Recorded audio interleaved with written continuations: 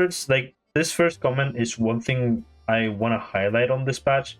They said the following: this patch is light on scope, as many adjustments for newer heroes were made earlier to support balance performance since launch. The focus of this update is on sub-role tuning, addressing heroes that are offline, and applying additional refinement to the newest heroes. Okay, so what we're looking here is addressing heroes that are offline, first of all. The important point here.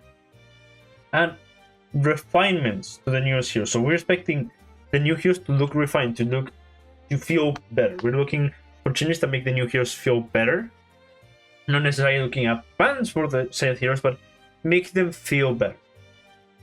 So that is just 3 ideas that they are completely highlighting here, that we're gonna see if they fulfill around the patch, because that's one of the things I'm gonna make very critic on, is the fact that okay, this patch is gonna be smaller. That's fine, I understand that. You guys said it for a reason.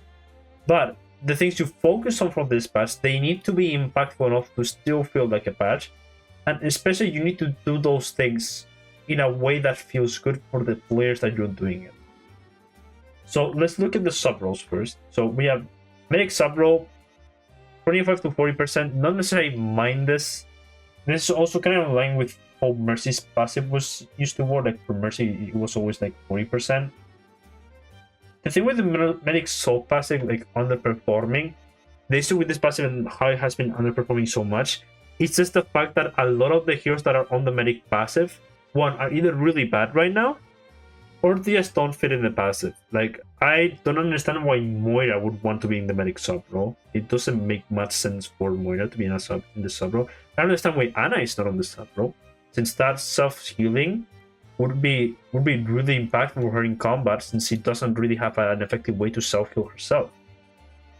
And it would be a really good combo with nade, in case you need to like full heal really quickly. You can nade yourself and also self-heal from your own healing. So it's like you get yourself heal quickly. So that could be cool.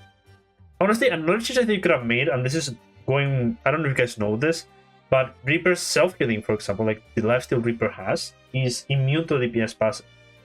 Or Queen's passive is immune to DPS passive, or Mauga's lifesteal is immune to DPS passive. So I think one thing that you could have done, if you wanted to make this passive feel impactful, is making it immune to the DPS passive. Imagine pathetic before it was removed. Yeah, that's what I mentioned here with Mercy.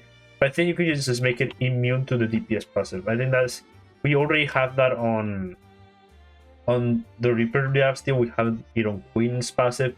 We have it on Mauga's Cardiac. I think it's not too bad if we made this immune to the DPS passive. Into DPS passive.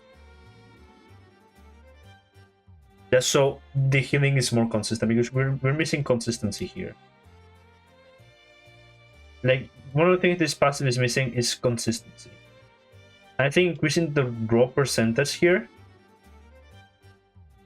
it's a bit too soon to do if you're still having the problem that this passive is not consistent because of the DPS passive being. Unlike almost every other lifesteal in the game. So it's like, if you really want this passive to be more consistent, you can just on this. Now, Bruiser, I'm actually quite happy with this. One of the issues I have with Bruiser as a sub-role is that the speed was barely impactful outside of 2 characters. Outside of Oaza and occasionally Mauga. And Hog, when he had like the breather perks, since he got to move very fast and he got to survive a bit more. But I like this speed boost a lot, being on half health. And why is this the case? Why do I like this passive like this? Because now it actually fits to cover a fatal flaw of characters that like Hog, like Zarya, like Mauga even, which is the fact that they struggle when they are CC, when they're taking big chunks of burst damage, they struggle to kite against them. Hog needed his major perk to do that, Mauga needs his charge to do that, and sometimes that's not even enough. If he engages with his charge and he's suddenly instantly dead, or if he's using his cardiac, he's coming to the cardiac, he also becomes easy to hit with his half health. So this does help make the sustain a bit more consistent. I especially like this on Zarya. I think this for Zarya is honestly one of the best things I could have given her. I don't think this is gonna make or break any of these characters. They have other issues, for better or for worse. But I like the idea of this. I kind of like that. If it's too strong, they can nerf the speed with itself. Exactly, yeah. It's 20%. It's nothing too high. They could make it 15% if it becomes too strong. I think Luciora without amp is 15%. I'm not sure. You can correct me if that's not true, but it's also an idea. If it's too strong against nerf the speed itself, I like consistency on my passives. If passives should be anything, there should be a consistent kind of value for the entire focus of the heroes that you have in it. So it is like that. High 9, low. And it's the same thing here. If you make this passive immune to DPS passive, then was this 40% really necessary? So that is 5 point with these passes. And then we have Initiator. This is the passive full time for sure, yeah. We made the comment earlier, and for the new people that just came in, that I understand these patches more. They said it here. They address it here. It was something that was missing from the league. But the thing is, okay, you made this patch more, but I'm looking for good changes on the things that you did do. Because you made this more so you could focus on other things. You could focus on sub-role tuning. You could focus on addressing heroes that are out of line. And refinements to the newest heroes. So that's what I'm looking at. Are the refinements good? Did we address the heroes correctly? Were the sub-role tunes on point? So far, the sub-role stuff, especially Bruiser, looks good. But if for the people who have already read this, including myself, yeah, that's not gonna stay like this one. And Initiator, I actually quite like that. I don't know if this 16 might be too much, because the reason this passive has been too good was mostly because of D.Va. Winston with this passive J was really good for him, but it didn't make or break Winston. I think Winston benefited more for the fact that he now can apply a DPS passive, so he can actually kill things. I think Doomfist also was a great beneficiary on this, but he also did benefit a lot more as well from the DPS passive. A lot of these dive tanks benefit a lot from having the DPS passive on them, which means they can now kill things on their own. That's something really important for the two heroes. So I do like this trade-off of like, okay, no longer triggers at full health, so you're no longer wasting your passive. One of the issues with Initiator passive is if you trigger it on full health and you take damage, you still are on cooldown. So in not triggering your full health is a good thing. So maybe they overdid the nerf because of that. I can understand that. I don't necessarily mind that change, but I will wait with it because this may be 16 may be too much of a nerf. D.Va, you know, I understand what the devs are seeing here. It's like, okay, you make your cycles more predictable. But the thing with D.Va is a small nerf like this is not fixing the fact that she's one of the most broken characters, if not the most broken character in the game right now. Especially on high level. The thing with D.Va is, even if you make her cycles longer, if she's still gonna be able to come and one sort of squeeze out of nowhere, and she's still gonna be really survivable thanks to Matrix, thanks to the combination of Matrix with the major perk, with the Initiator passive, with the boosters, with everything that she has, and the damage. It's like she has this big combination of so many things that are enabling her that just a cooldown increase, while good in paper, is not enough. This doesn't cut it. For D.Va, one of the most complete characters of the patch, one of the most, arguably the most broken character in the game at this point. 1.5 second cooldown nerf, which is arguably, like, I think it's like around 20-15 cooldown nerf, which isn't too little. It's still pretty impactful. But this on its own doesn't cut it. That's the issue with it. It's like, the idea is there, but it doesn't cut it. I think a nerf to the micro missiles, or a nerf to the Matrix if you want to focus on survivability, could have done it better. But just this doesn't cut it. I think this hero is probably going to need another micro nerf on the next patch to fully get her out of the meta. But that is it. Okay, Hazard. I really don't like this for a very simple reason. And first of all, Hazard has the longest cooldown out of any initiator in the game. His leap is on 5.5 second cooldown,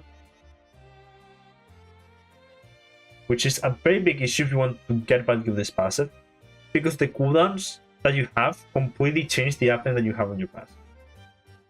So if you want to get Hazard to work on Initiator, you either need to make this 5 seconds, and you probably even need to give him like the deep leap, the minor perk to base. Why? Because you're trying to make this character more of a dive. And if you're the developer, comment says the following: Hazard was originally placed in stalwart role to mitigate the impact of current control during engagements. Which makes sense. Hazard is probably the most close range tank in the game, even more than Reinhardt. Why? Because this hero, his shotgun doesn't do shit at range. Reinhardt has fire strikes that will have more impact than Hazard could ever have. So this hero is one of, if not the most close range tanking the game. So having him lower the impact and control of him would allow him to close the distance more effectively. Which is a good point. It's something that makes you understand why he was unstalwart on the first place, and why I agreed with it as well. But he struggled. He definitely struggled. It's something we all agree on. And they want to support with the initiator a more aggressive and sustained focus playstyle. They want to sustain yourself more and to be more aggressive. This is the exclamation mark. Aggressive. You want this guy to be aggressive. What's the problem with this guy being aggressive? He's a character that for his burst damage to cut it, unlike D.Va can just one-shot someone out of nowhere, this character needs to like soften his targets a little bit first before he can burst someone down. This was not the same thing on release. When Hans released, he actually had a pretty consistent one-shot combo, which is gone by now. Which is fine, like you don't need to give this character one-shot combo to work. The thing is, this character needs to soften opponents before killing them. Or needs to isolate them. One of the two.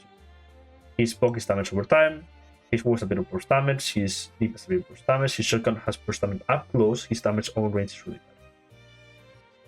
So that's still not fixed. The hero is still on really long cycles, 5.5 cooldown cycles, compared to Doomfist has 4 seconds of his punch, D.Va has 4 seconds on her boosters, Winston has 5 seconds on his jump. Wrecking Ball is his own very thing, but we don't know how much outline a Wrecking Ball can have if he's playing well. So we're having a point that we want to make Hazard aggressive, but his anthem is not there. And he also doesn't have the capability to soften targets on his own, to be aggressive on his own. He needs someone to soften them for them. So he needs to play passive for a good amount of time before he can actually go in. So unless we enable that, be it by giving him the higher mobility, or by making his shotgun, his spread on the shotgun, like the little pellets that he shoots horizontally, and he has like these little pellets things that he shoots out. If we don't make this more consistent, like either reducing the spread or even giving him more mobility, or even both, this character is not going to work on this playstyle. Because right now the hero doesn't have the consistency and the uptime to be aggressive by himself. Unlike a Winston can isolate someone with a bubble and then, thanks to the DPS passive, be consistent by himself. A D.Va of course can, Wrecking Ball can, Doomfist has Empower Punch. Like, Hazard is missing that oomph, that moment where he gets to go in, he gets to initiate, he gets to be aggressive by himself before someone else goes with him. Which is what he's missing. This character cycles are too long. If your heals activates their wall climb or jump for his wall, yeah. But that is very situational because his wall climb is really slow. So when you're climbing, you're very vulnerable to damage. That's one. So normally, yeah, you're gonna heal for wall climb, you need to climb a significant distance in which you can still be shot. Pretty clunky way to activate it, yeah, that's what I'm saying. And on the wall, yeah, you can use your wall as you do sometimes to like dodge CC. And then you jump down and you get healed. And that's like kind of like an easy way you can use it, but you don't use the wall this way all the time. You sometimes use it. You have a target, you're diving them, and you put the wall behind them so they cannot leave. So they are completely blocked up for you. So you're not always using your wall for height. And even your leap, you're not using it for height. You sometimes are using it for the B-hop. And I'm not sure if this is the case, but if this isn't the case, it could be fine. But if this is the case, and it's the fact that I think it does not trigger if you're bunny hopping, we'll test this after this. But if this passive does not trigger on B-hopping on Hazard, then it's even worse than I'm thinking. You can heal by jumping off guard too. Wait, really? I didn't know that. That's crazy. But yeah, I'm not sure about this. You do need to still change Hazard in a meaningful way. This is not the meaningful change he needs for that to work. Ramatra. Releasing Boy Buyer's cooldown improves his cycling within engagements by increasing annihilation timer per cycle and enhances its presence during extended fights. I like this. 12 seconds. Good. Lower cooldowns on Ramatra is always a good thing. Especially on his shield. It's one of the main complaints we had, and it's why we complain Domina's shield to Ramatra's. Because it has the same syndrome. It's an almost untractable shield that will rarely ever be broken by someone. So you either ignore it and flank it, or you can never get through it. But it's on such a high cooldown that it doesn't really matter unless the shield is too strong. So the issue with Ram's shield is in such a long cooldown, but it feels really bad to use because it's really easy to flank. So I wish this cooldown was 10 or even 8 seconds, so you made this wall weaker. 25 per panel, sharing nothing with Domina, I agree. it should have been the duration. I think the panel should be even harsher. I think panels of 150 HP could work easily. I like this path though. I like this. This is a Season 9 thing. But it's a Season 9 thing that they left off because this is a non-aim, not projectile dependent ability. This ability does not depend on projectiles, does not depend on aim. But it was never scaled with the HP, now it has. So that is a good thing. That is a fix from Season 9. That was overdue with a match at this point. Especially with how weak it's been for such a long time. Roadhog, oh boy. The elephant in the room.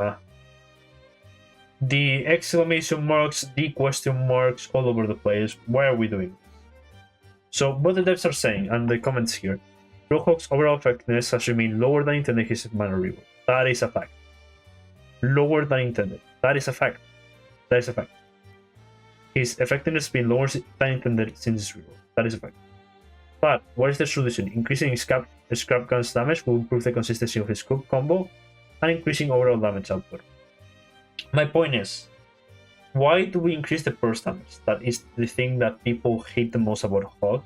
Instead of targeting this spread, for example, and making instead of this spread, you get this spread, or maybe even this, lowering the spread. It still improves the consistency, but you won't be bursting tanks down as fast like that. Also, we affect the right click too, which is like you have the little thing and then it explodes. So now the explosion should be a bit tighter as well, thanks to the spread change. But no, instead of changing the spread, just increase the damage. So the spread feels just as bad, but now you're doing more burst damage. And maybe you're crossing a few breakpoints that you previously wouldn't cross as often with the...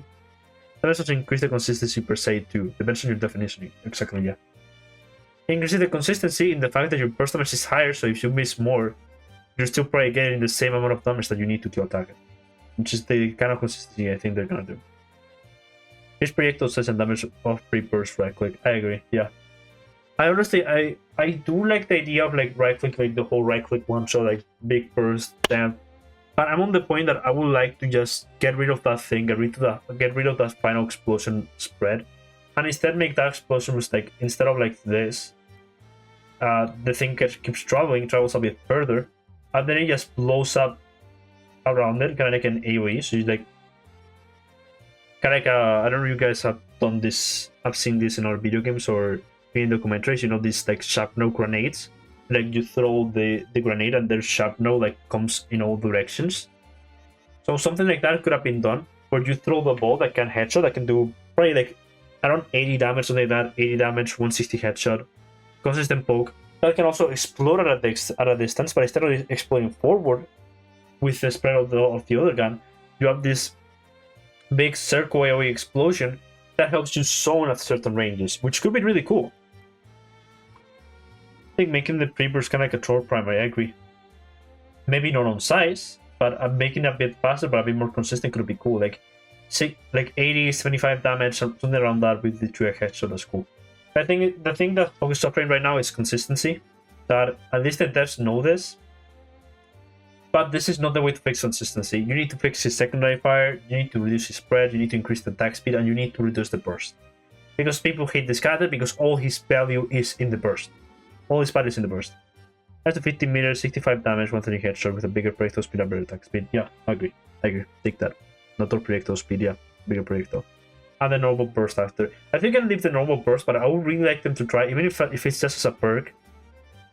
Charge right click could be cool as a perk as well. But if it's just as a perk, I would love them to try like this shrapnel explosion, which like it explodes like as a big like AoE when it runs out of range. Bad idea, more burst me things. Are you talking about the charge right click or are we talking about the explosion 9? Take your feedback here, since you know more of Hog than I do. So that is actually fairly important. Charge right click, okay, that makes sense. Maybe charge right click not as a damage thing, but maybe as you can charge your right click to select how far it goes. Just like if you have stab it goes like just as far as it goes, but if you charge the right click, it goes further without exploding. That could be cool. That could be fun.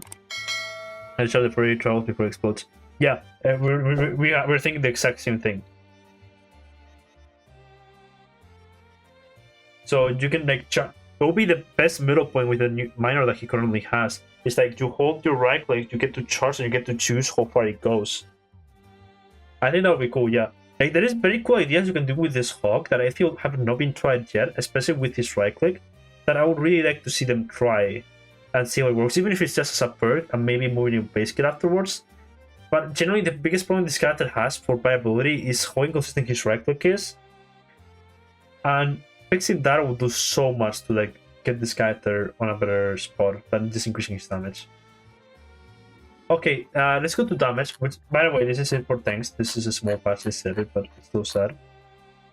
Already knows what I'm talking about, yeah. Or if at this case, I didn't know what you were talking exactly about, but I think we're thinking about the same thing. Okay, Inferno Rush, I like this. This is cool, this is a like. But this is still less than the last time. It should have been 25% if you ask me. However, I like this. On 25% is to recover the old height, but it has a thing that's missing. But I love this. I love this change so much. This is peak. I love the small let's thing. Love that. But this is good. But let's remember what they said earlier. And this is gonna go up because this is my main critique of the patch, which is like additional refinements to the newest heroes. We're trying to refine. Yes, I but I can show it on practice range later if you want. I tested a bit earlier last night. So okay, this is cool, but we still have the problem that this character, like bronze to diamond, is on a 50% win rate, and on GM plus, this hero is on a 46% win rate, and that is a really bad sign. And this doesn't address that. This doesn't address the fact that this character is filled with delays whenever she tries to move. This doesn't address the fact that this character's all content damage is on her abilities that are insanely easy to hit. So all the value of being on the abilities makes the value floor really low. Where just by understanding the character a little bit, you can get a lot of value on the floor, which is why her win rate is this high on the low ranks. Because people just dash through you, they burn you, they go through you, people are not abusing the delays that you have to stop you, and just get away with it. But on GM they're exploiting that, and the rest of the kit, once that's gone, doesn't hold up. So not fixing this turns this from a take to like a mid. Like this is mid. This is missing solving the main problem that this character is facing right now. You call this character high skill. This is supposed to be a high skill gap character. And right now, it's the opposite. This character is a noob stomper. This character is a glorified noob stomper, right? This character is not scaling with skill. This character is better the worse you are of the game, which is a really bad sign. And this doesn't fix at all. This is not enough. This is not nearly enough. Like I know this patch is meant to be small, all the shit, all the shenanigans, but this is not enough. I'm sorry. This is nearly not enough to face this hero. And for a midseason patch that was supposed to fine-tune some of these characters, this is really disappointing to me. Like the best thing I say about this is I'm disappointed. Really does ignite but significantly improve the primary. I don't think remove it, but I think they should reduce it by half. Like I think instead of both abilities giving you half the meter, it should be like 25% for both, so you need to hit 4 of those. So like, okay, you get half the burn, and then you get to use your primaries to ignite them a little bit faster. That's it. But it shouldn't ignite you by changing your abilities. That is ass. I don't like that. That is pretty ass. Okay, Emre, quick thing here. Cool. But watch out on this hero. Like, the one thing I'm gonna say to the dev team is, watch out on this hero.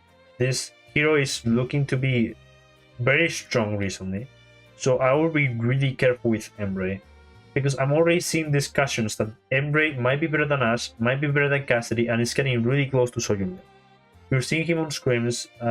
We might see him this weekend on OCS too. Emre is looking really strong right now. So I'll be really careful with Emre.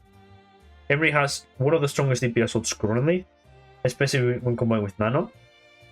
It's one of, if not the best ultimate to combine with Nano right now. This guy does so much damage. He's one of the best duelists in the game. He has a lot of survivability. Like, this is the hit skin that's basically almost doing everything, but one shot, which is the one thing Soyun keeps over him. But I'll be really careful with Emre. I'll be really careful with Emre, because he's this close to be one of, if not the best DPS in the game. So be really careful with Emre. Oh boy, Vendetta. Vendetta. Vendetta. My goodness, I don't like this. I don't like almost any of this. I do like this being a minor break. That is cool. I know. Like, yeah, this fits more of a minor break. It always has fit more as a minor break. That's true. I agree. The issue is, it kind of kills Vendetta outside of proper team play, making this a major. Like, this is basically, and I can't really sugarcoat this, guys. This is character assassination. This is gameplay assassination right here. This is giving me flashbacks to what we did to Reaper 5 to 6 months ago, when Reaper became meta. This is playstyle, and this is character assassination. This is making a character even more feast or famine than they already are. Like, there is significant self-sustain. Everyone was picking it, but I was picking it for a reason. Because this character, without help of your team, doesn't have the self-sustain enough to stay swinging on a fight. She has the sustain enough to close the distance, but if she's in danger when she closes the distance, she doesn't have the self-sustain to live. Unlike a Venture that can burrow, that can dash away quickly. Unlike Genji can just dash away. Unlike a Tracer can just recall, that can just blink away. Or even an Echo that can just basically line up her to dash correctly so you can get out the moment she needs to, or copy. Vendetta doesn't have that. Vendetta doesn't have a tool that she can use to run away. Maybe the spin, that is a better burst movement, but it's on such a long cooldown, and it's such a little amount of distance that it's really easy to chase.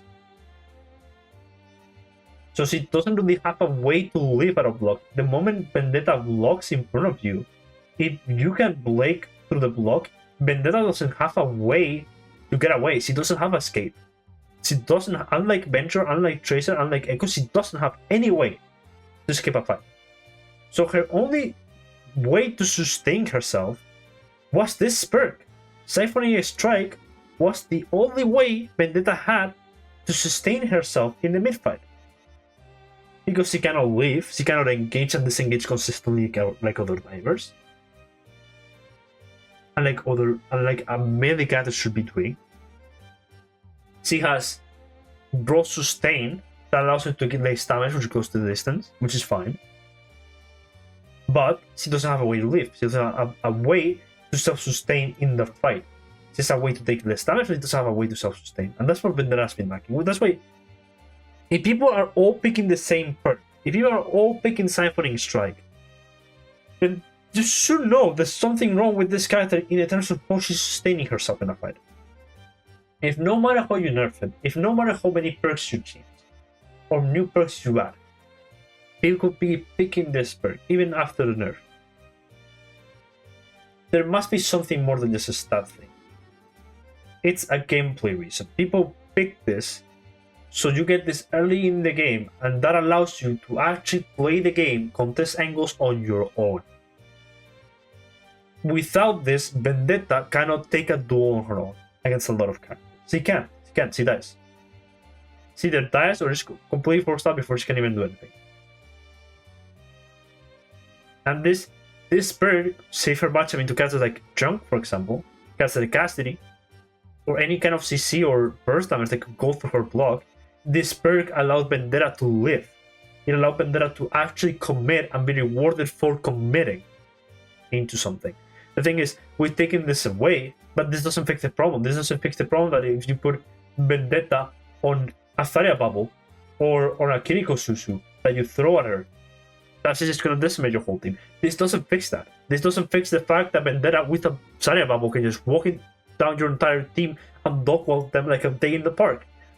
This is not fixing that. This is not fixing that Vendetta has become a character that doesn't want to swing her blade on you. She wants to swing it behind a corner, pop out, and pop you with the overhead. She's not even using her normal slashes. She's just using her overhead. She's just playing for the overhead burst damage. Her whole gameplay is I swing behind a corner, I jump I jump out of it, and then I swing on you with this massive sword. That is what she's playing. She's playing for the burst time. She's playing for almost a one-shot combo at this point. She's not playing for a sustained engagement up close. She's not playing for in and outs or soft engagements into a good engagement later. No, she's basically feast or famine. She's either I go in and I kill 3, or I go in and I instantly die. This character has the highest death per 10 count in the entire game for a reason. And this is not fixing that. I'm sorry. This is, I cannot sugarcoat it. This is character assassination. This is straight up character assassination. This doesn't fix the problem. This only makes the problem worse, and just maybe makes Vendetta a little bit worse in ranked, unless you're against a stack that is coordinating the Vendetta with a Zarya or with a Kiriko. But this doesn't fix the issue. And we're seeing Vendetta get more and more and more clunky to play every single patch, and this is still there. And they can't seem to figure it out. The entire community is telling you what the issue is, and this dude doesn't seem to figure that out. I'm sorry, this is the worst change of the entire patch. This is 0 out of a change. I don't like this at all. This is killing the character on solo queue, making her one of the worst DPS ever in solo queue that has ever existed, close to even Hanzo of his worst times. But good luck trying to fight this thing when Athalia is supporting her, or when Akiko is supporting her. Pretty bad change. I don't like this at all. If you were making this patch smaller to fine-tune some of these heroes and address the issues in the game, I will expect actually good ways to address the issue. Not address the issue in a way that only made the issue worse. Which is this. I'm sorry. This doesn't fix the problem. This only made it worse. Idiari. Okay. Let's get to support. That's all for DPS. Idiari. Idiari has been delivering strong healing alongside high offense pressure, reducing her secondary fire uptime and turning down specific perks, lowers her overall performance while maintaining her identity. Summer Solstice, minor perk, they reduce her attack speed. This is a bit an anti-fan change, but it won't be too noticeable. Like, this wasn't the problem either. I don't like them nerfing this perk because Summer Solstice wasn't the issue. The issue is the fact that her other minor perk is her placing the pylon quicker, which nobody gives a shit about. Why would I want to place my pylon slightly quicker? It doesn't do anything for me. It doesn't do anything fun, doesn't do anything interesting for a perk. That's why, for fuck's sake, in pylon, we'll get there. Just let me talk about perks yet, because this is getting worse. Sunburn, I guess you can nerf the damage a little bit, because there was a little bit too much against snipers. The breakpoint of this perk against snipers was a little bit too much. So I'm like, okay, you can nerf it a little bit, but did you really need to lower it all the way to 50? Couldn't you have just done 60 damage for burn? Because 50, I fear that we're just gonna go on the other end, which is that this is gonna be another burger amount of damage, and Darius is gonna commit on you anyways and kill you, even through this. But whatever. And that's probably the least bad of these. And then we have whatever this is. So chat, let me ask you, what's the problem with Iliari? Really her rifle? Really the healing that she's doing her rifle on her downtime? Was that really the issue with Iliari? That's the thing that you were finding frustrating about Iliari? Was that the thing that was making you hate Iliari? That was making you ban Iliari in the ranked games? No. That was not. And now this comment said it perfect. Why are we not touching Pan? It's the part of Iliari that every single soul in this game hates. Every soul in this game hates Pan.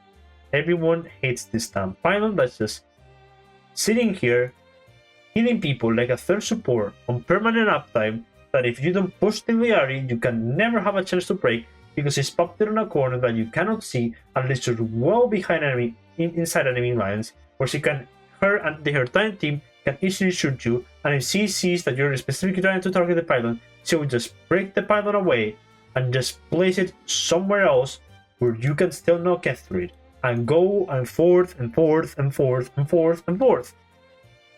And the pylon will never die if the Iliari is good, and the pylon will stay there like a good boy, killing everyone in the team like a third support, while Iliari does her own. With no punishment, no trade-off, no nuance, nothing. Only to replace the pylon when it's in danger, and place it where you are, where your team is, in a place that the enemy cannot reach even in their dreams, and good luck trying to break it.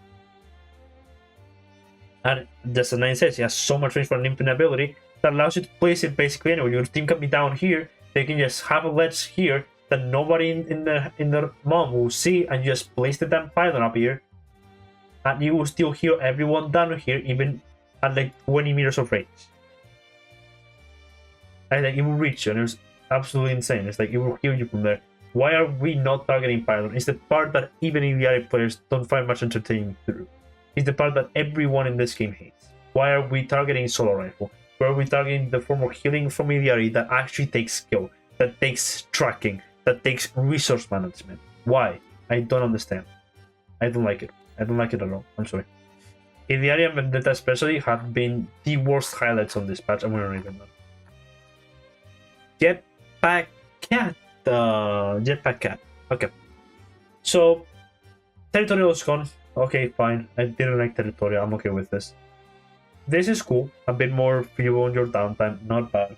You have a moment of downtime where you like, you know how to play Cat. You pinch. You launch on the enemy team. You try to play with your flank or your flex DPS. You try to go on the angle. You go with them. You help them in a fight, and then you burst back to your team and you pose fur on them and you heal them over time. This perk means that when you're healing over time, you can just shoot your ally and get your fuel faster. It means you get faster up them a little bit. Cool, I like it. It's her gameplay. Fine. It's in what she wants to do. On her downtime, getting her fuel faster so she can leave faster. Okay. This was a lie. Either a lie or this is a bug, but this is not in the game right now. They put this to 8 seconds. So you're gonna like this change doesn't exist.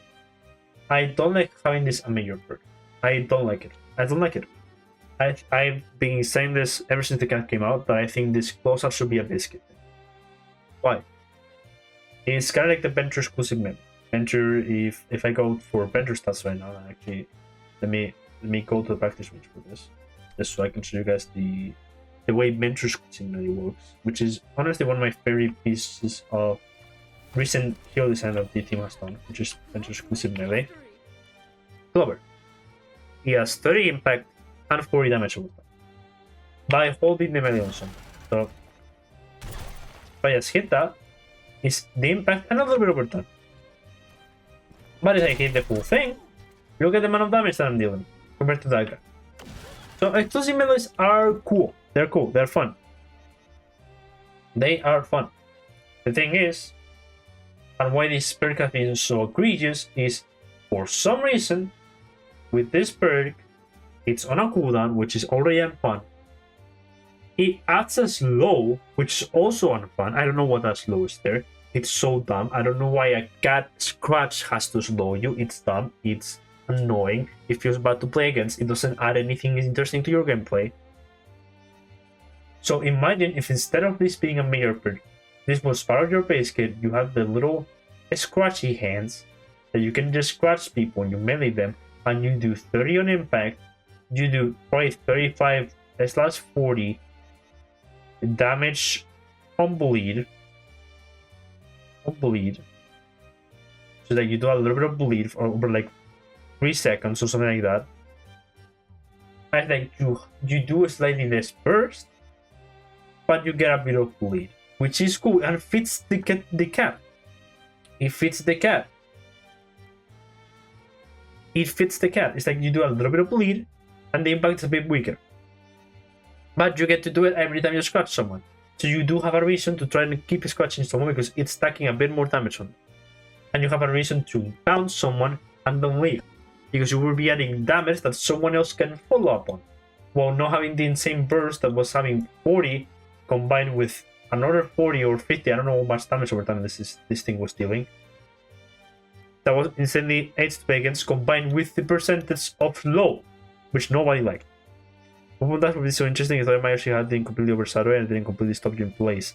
I agree, but my thing with the dash perk, I like the idea in concept, but it's one, too hard to trigger, which is like you really struggle to trigger the bounce. You really struggle to trigger the hit. It's kind of like Wrecking Ball. Like Nani was talking about this earlier when we were testing the knockback stuff, and it's the fact that the cat. Also, why is my camera so dark? Okay, so I'll fix the camera thing later. So the thing with the cat is the cat thing it's so hard to trigger combined with a compared to a ball poop, for example. Ball triggers his poop when he's moving at 15 meters per second. So 15 meters per second, ball triggers his poop. The cat doesn't trigger until she's like around 80 meters per second or so. So it's like, I would like to be able to trigger it faster, so the perk became a bit more effective. So it's like, okay, I can trigger it faster, I can just pound somebody with my custom melee and my headbutt, and I get a bit of burst damage, a bit of bleed damage, but it takes skill. Why? Because I need to hit the melee, but also because I need to calculate the speed. And by not having so high to the fact that you need to dash the entire map, you guys have to dash a little bit. If you know how to time it correctly, you can time the dash with the headbutt, so you can have a really cool burst damage combo combined with a perk. So this doesn't fix the gameplay loop of the cat, or making it healthy, making it have more skill expression, which is what's lacking a little bit on the cat. This doesn't fix the fact that you don't have a lot of, and this patch doesn't fix the fact that the cat can just stand on the skybox and just shoot and heal her team from 40 meters away. I don't understand why this cat has 40 meter range. It should be 30, or she should have follow-up, one of the two. But you can stand really far, shooting you without any trade-off, which is really bad. I also don't like the fact that Purr is on a 12-second cooldown. That feels really bad. I don't like the fact that Purr is on such a high cooldown. It doesn't feel good. I wish Purr was on a lower cooldown, on an 8 or even a 7-second cooldown, so you can use the poop and the burst more effectively, but lowering the healing and the self-healing by half, or by 40%. So it's like you can use it for a quick, like, and you reduce the duration as well by 1 second or like 1.5 seconds. So the ability lasts 2 seconds, you can pop in your team quickly, you can heal them up for half the effective HP bar for squishes and a good almost third of their health bar for tanks, and then you leave. And you can use this minor to get feel, or you can use the other minor. I like the minor balance that the cat has right now. I just don't like where her majors are, and I don't like where her kit and her gameplay loop is, because we're encouraging a really rigid gameplay loop with really long cooldowns, things that are hard to trigger, that don't have a lot of expression, and that is the thing we're missing on this cat. This cat could be such a cool skill setting kind of character, but it's completely missing that right, and that is really sad for the cat. Okay, let's go to the last one, Mizuki. The most disappointing one in this patch, may I say, almost even more than Vendetta. I was like, this is final zone. Okay, 12 meters, you get to reach a bit more. You don't need to be standing right next to your ally to heal them. But this doesn't solve the fact that your aura doesn't barely do anything, even when full charged, and it especially doesn't do anything if you're only with one ally within it. It encourages stacking, having 1, 2, 3, 4 people and you inside. And this happens more in bronze to diamond, which is why his win rate on those ranks is insanely high, because people on those ranks are stacking more. Instead of encouraging this, I would like that if you only have 2 people in your aura, or you only have 1, then the healing goes up. So you have a reason to go at an angle with someone. So you have a reason to stay with a DPS, to stay with a flanker, to stay with just your hit scan, to be split, to play. Because the thing that this guy is trying to discourage you with the way his translocator works, the way his chains work, is you're gonna pop your translocator, you want to take an angle to help somebody on an angle. You want to chain them up, you want to do your damage, and then go back safely using your own teleport. But your aura is not rewarding that. This aura is supposed to be the reward of what you're doing, and the reward is not there. There's no reward. That is not it. It only works if a lot of people are in your aura, and even then it feels underwhelming. And it's really strong in high ranks. Proceeding needs to be half, but removing the fall here is 10 bursts. Yeah, I think it could be 5 bursts in this cold. And just last like 2 or 2.5 seconds and half the cooldown. Like 7 seconds instead of, like, I think it's 14 around that. I would really love that, just using per more dynamically. But yeah, the reward from Mizuki is not there. If you have 1 person in your aura, you're killing the same amount as if you had 4 people inside it. I really don't like it. It's like 1 pulse, then 2, then 3, then 4, yeah. You could remove the final 4, yeah, I agree. But I do think you could just make them a bit faster in duration. It's like, okay, you have like 1, 2, 3, 3, like 1, then the 2, then the 3 really quickly. So it's a bit quicker in the way that it affects, but you have less pulses. Or maybe you have like 1, 2, 2. Just like you remove 5 of those pulses, you remove half of them, but you have them quicker, and you have also the cooldown quicker. So make it more dynamic, kind of like a whip shot or a Lucio, even if the cooldown is not as low as a Lucio. But yeah, this is kind of disappointing for Mizuki. His healing is still too strong for the lower ranks, and this character still struggles at supporting separate angles and at playing a split, which is one of the things that 5v5 needs him to do. And the thing that is encouraged by his kit is not even a format thing. The kit of Mizuki wants him to play a bit split with the way his translocator works, the way this chain works, the way his damage works. They want this guy to fight flankers. They want this guy to fight with a flanker to enable them. And right now he's not doing that. It's really sad. But yeah. And that would be kind of it for the patch reaction. I'm a bit disappointed by what this patch was, I'm gonna be a bit honest. Like, this patch could have been so much more.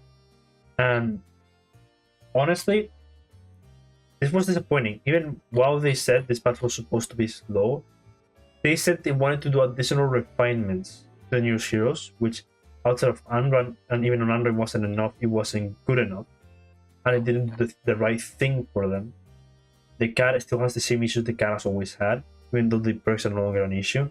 Mizuki still has the exact same issues he always had. His ult has the same issues. His gameplay loop has the same issues. Same thing with Unrun. Vendetta has even more issues now thanks to what they did. Ideari has the same issues. Roadhog has the same issues. Katsara has the same issues. And Diva still probably has the same issues. This patch didn't really address much outside of the role passes. And maybe the Romator Shield and that's about it. I'm a bit disappointed by this patch. This is a patch I'm gonna give it a 4 out of 10. I don't really like what they did here. There's a lot of wrong, even for a small patch. They did a lot of easy mistakes with what they did. They were supposed to do like softer adjustments, lower amount of heroes, but it was supposed to be a patch that at least will fine-tune some of the heroes in here. And the fine-tuners were not only wrong in a lot of cases, but in a lot of cases not enough. The characters still keep the same issues they always had. And that is not something you can pass this patch by. We lost the plot. It's not the worst patch of all time, but it's close. Not necessarily by a lot of patch changes being in it, even though a lot of the changes aren't that great, or at least not well direction, but the fact that this patch is not really having much of an impact anyways. It's like, it doesn't fulfill the thing that a Midseason patch is supposed to do, which is shaking up the game before the new season. And it also isn't fulfilling what they said they wanted to fulfill, which is fine-tuning the new heroes. The new heroes still have the same issues. And the heroes they wanted to address still have the same issues. So it's like we basically won nothing over this. It's a bit sad, honestly.